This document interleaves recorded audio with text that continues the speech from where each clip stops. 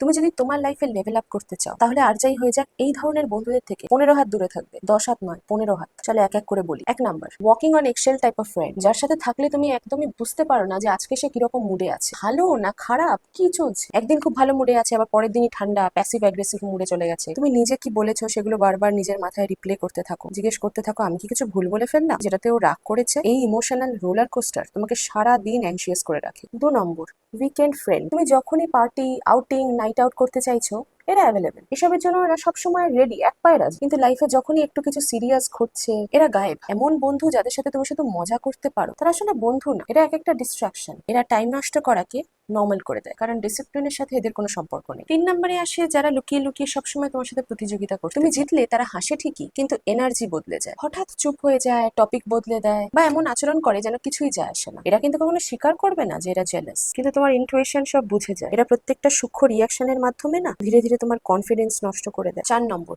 Energy ড্রেনার, এরা সব সময় কোনো না কোনো সমস্যার মধ্যে থাকে, লিটারালি সব সময়। আর তোমাদের প্রত্যেকটা কনভারসেশন থেরাপি সেশনে পরিণত হয়। তারা ভেন্ট করে, তুমি শোনো, তাদের জন্য তুমি নিজেকে ঢেলে দাও, আর শেষে এমন ক্লান্ত হয়ে পড়ো যে নিজের গোলে নিজের জীবনের জন্যই আর কোনো এনার্জি থাকে না। তাই জন্য সময় এসছে তোমার সার্কেলটাকে অডিট করার, কারণ এই ধরনের মানুষগুলোকে না ছেড়ে দেওয়াই বেটার।